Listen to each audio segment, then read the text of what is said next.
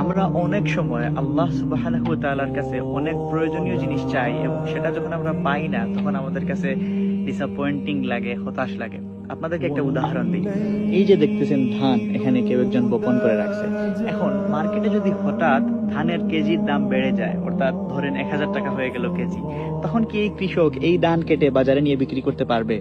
এখানে তো এখনো ধান ধরেই নাই, এই কৃষক তো এই ধানগুলা বাজারে নিয়ে বিক্রি করতে পারবে না। সে তখনই এই ধানগুলা বিক্রি করতে পারবে যখন এই ধানগুলা বিক্রির উপযুক্ত হবে। তাই কৃষকের ইচ্ছায় না, যখন ধান পাকবে তখনই সে সেটা বিক্রি করতে পারবে। ঠিক তেমনি আপনার যেই দোয়াগুলো কবুল হচ্ছে না, সেটা সেই দোয়া কবুলের রাইট টাইমটা এখনো আসে নাই। যখন রাইট টাইম আসবে আপনার দোয়া অবশ্যই কবুল হবে। আরো একটা উদাহরণ আপনাদেরকে দিই। বাচ্চারা অনেক বেশি চকলেট খাইতে মন চায় তাদের, তাই না?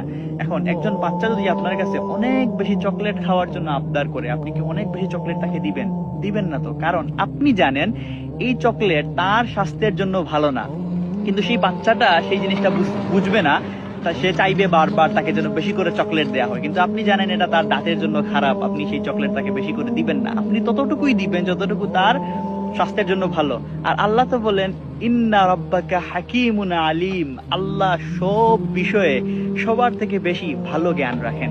তাই আপনি ডিসঅ্যাপয়েন্ট হবেন না, কারণ আল্লাহ আপনার সকল দোয়া যেইভাবে কবুল করলে আপনি সব চাইতে বেশি উপকৃত হবেন, ওইভাবেই তিনি কবুল করবেন।